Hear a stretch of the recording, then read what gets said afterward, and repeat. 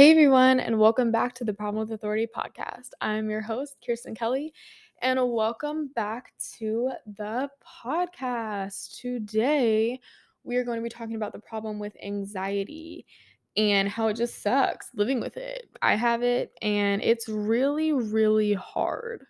It's really hard. And I also want to talk about just like having it and your hesitance to go get a diagnosis or to be medicated, or how it's also valid if you do have a diagnosis and use medication, and just for people to just get a little bit of perspective about how different people can experience anxiety differently and how they can all choose how to cope with it differently. So, as you guys know, I am officially a MSW social worker, and that means that once I become the registered clinical intern, whatever, to start my licensure process, that means that I have the ability to diagnose.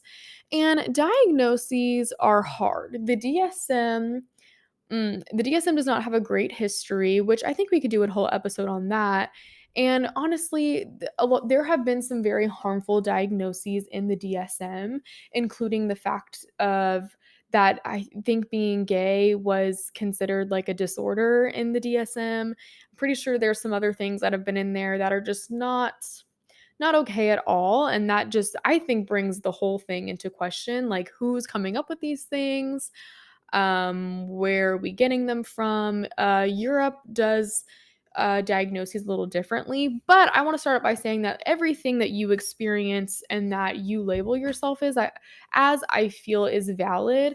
Labels and diagnoses can be super comforting and validating, and I think that we can't just get rid of them altogether, because there are some people that um advocate for that, but I do think there is comfort in reading something such as a diagnosis of anxiety and being like, "Oh my god, like I experience all of those things," and it's great to know that I'm not alone in that, and it's not something that makes you feel so alien to compared to everybody else. Like a lot of other people experience it, especially now. The past, what, 2 years, 3 years, who even knows at this point, with what we've been experiencing with COVID. I think, I mean, I know for me, my anxiety has gone through the roof, but I'm sure for many others, a lot of us have struggled in many different ways on trying to figure out how to cope with this.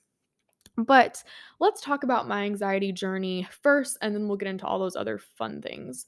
So, I think ever since I was a little kid, I just struggled. Uh, Being in public made me anxious. Testing made me anxious. I have really ridiculous thoughts about things that are just unrealistic and don't make sense. Very much like the world's gonna end, I'm gonna die type things over and over again in my head.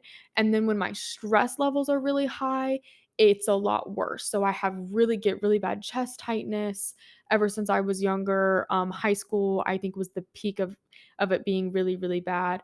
I would have panic attacks, anxiety attacks. I know people say that panic attacks and anxiety attacks are different, but honestly, like I've read into both and they're very, very similar. So I don't know what to call them, and I probably should know that as a therapist, but I mean, I think whatever label you feel fits best for yourself, I think is what works. So for me, I honestly interchange the two. And those can look like hyperventilating. I'll get numbness in my right arm. Honestly, kind of thought I was having heart attacks sometimes, but it's not. It's just part of the attack. Not being able to breathe, sometimes like rocking back and forth. Like if it's like really, really bad. I haven't had one like that since I was in high school, but I have had panic attacks uh, being in college and recently, like this year. Sometimes it would vary, like, sometimes I wake up out of my sleep, like, just having an attack. When COVID first happened, I was really freaked out because BLM, COVID, the news was just it was just exhausting. It was a really bad time, and I know it was a bad time for a lot of people, and every single night at the same time, I would wake up full, like, just sweating, hyperventilating, chest tightness, super, super weird stuff. And the day-to-day what anxiety looks like is that chest tightness, these ridiculous intrusive thoughts that are really hard to get rid of. Definitely I'm trying to use I don't wanna use clinical terms, but I'm trying to think of what the clinical term is for those thoughts. Can't think of it right now. Oh, well. But y'all know what I'm talking about. Um, and it really sucks. It really, really sucks. And a lot of people have high functioning anxiety. And I think that can look like too, um like you're a perfectionist, you work really, really, really super hard in, paying attention to detail, making sure things are done correctly and on time, and that's kind of me. Like I'm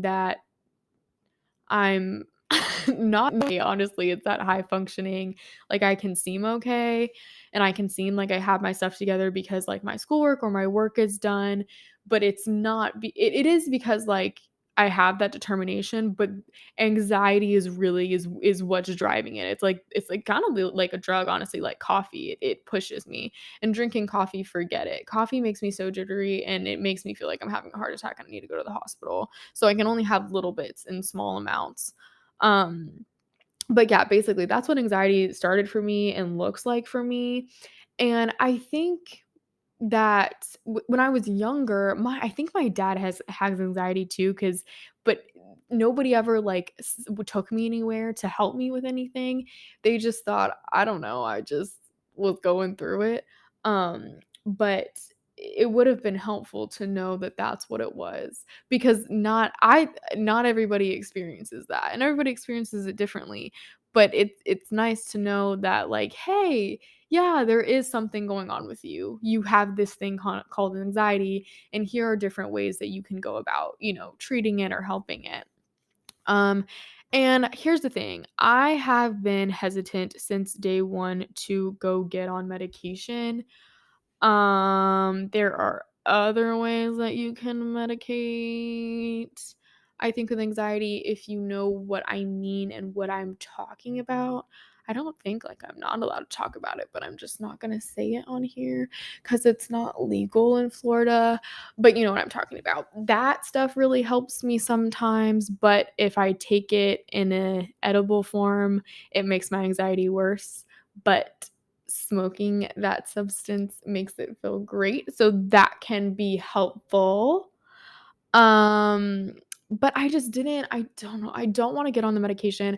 I've just known people that are on the medication, and it just freaks me out. It just freaks me out to be on those things. Um, and I wanna try and cope with it. There have been many a times, trust me, where I've hit rock bottom and I call my mom and I'm like, I wanna go get medicated right now." But then I'll, like, think about it, and then I'm like, "No," and I go back and forth all the time. And also my anxiety is different throughout the year depending on what's going on. And the thing that sucks is, like, I work out, I eat healthy, I do what I'm supposed to do, I have self-care, blah, blah, blah, and, like, it's still there. So it's not for a lack of trying to get rid of it. It's something that is in you and you have to deal with it. So I hate when people are like, "Oh, they just ate this or drank that or ran around." Like, I do all of those things and it's still here. There definitely are things that can help, and I love looking at things, on a holistic approach perspective. So, doing all of those things plus medication might be more helpful than not doing anything, at all. But it's not a cure. It's not going to fix it and it's not going to go away. It's something that I'm going to have to go through for a really long time. And I have never been officially diagnosed, but being a therapist and being able to diagnose people and having the DSM, I definitely know that I do meet the criteria and would be diagnosed. So I think that is good enough for me. I wonder if I could, like, officially diagnose myself. I don't think it works like that.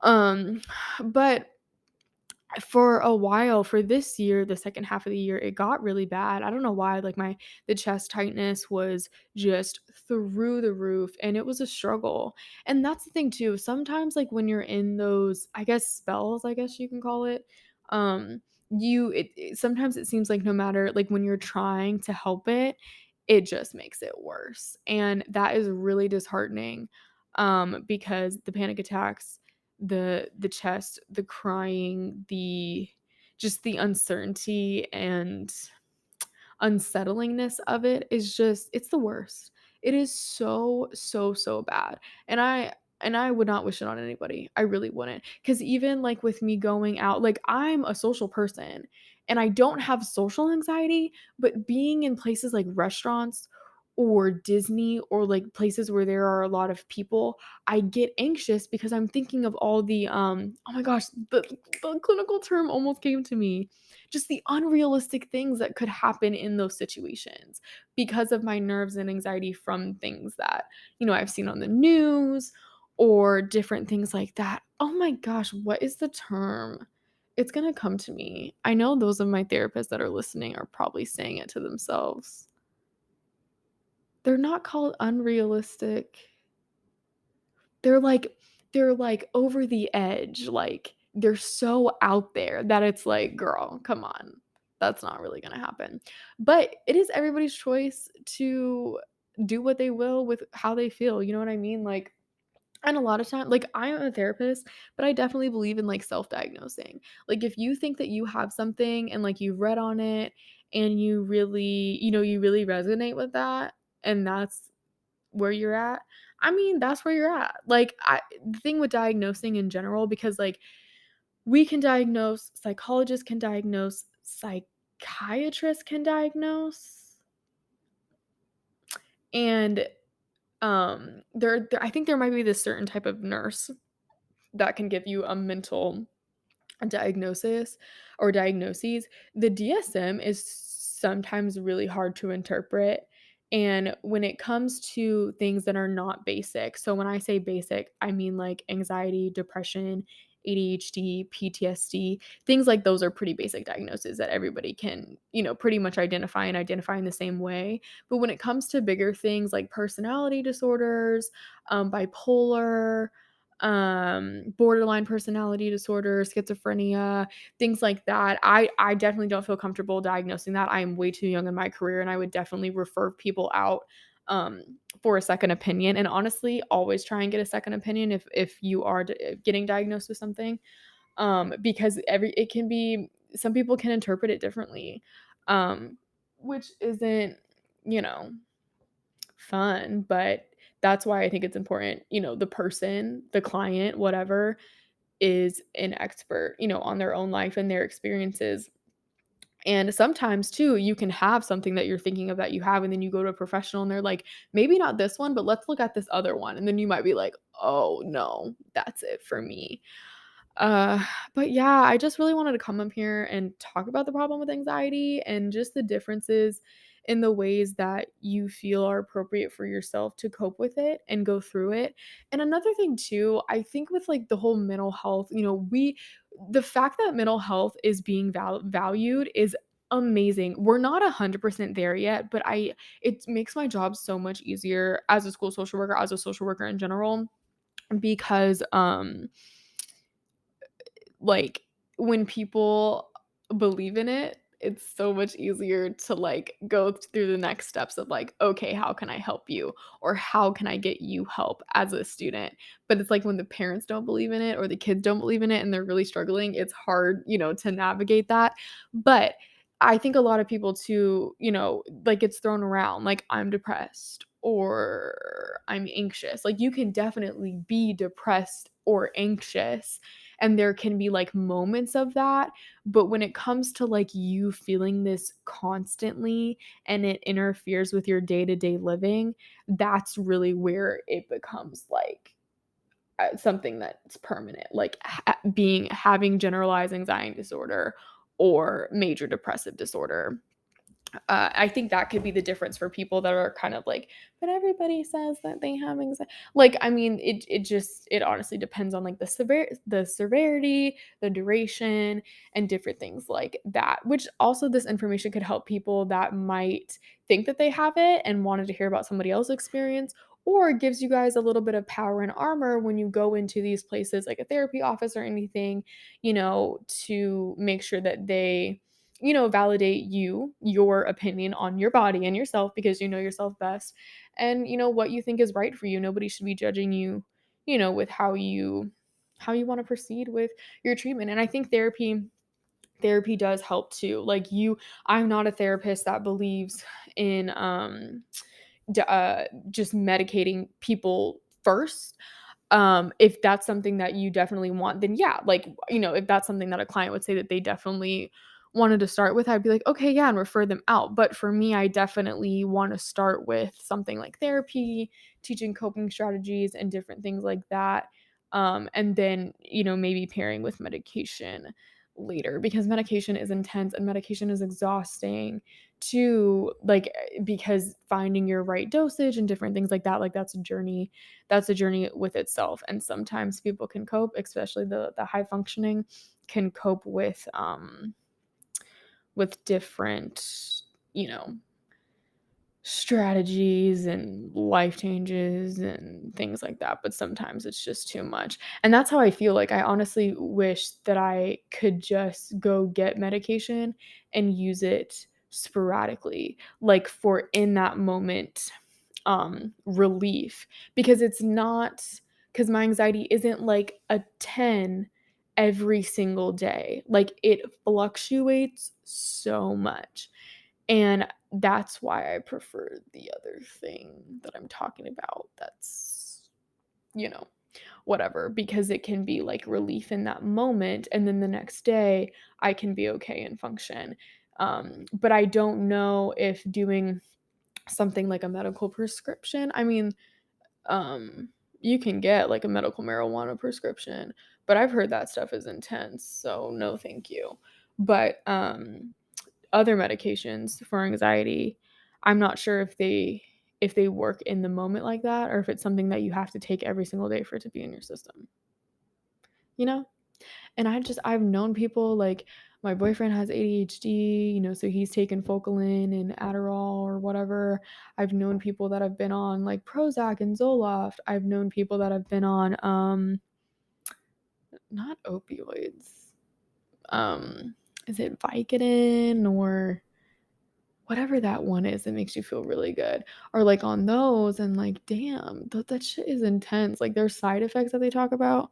Whew, it is. I'm like not judging you if that's what you do and that's what you take for that's what you need, but for me I'm just a little hesitant, because just a little hesitant. But yeah, that's basically it, everyone. Thank you so much for listening, and I hope this, I don't know, comforted you, gave you more information, I don't know, anything. All right, bye.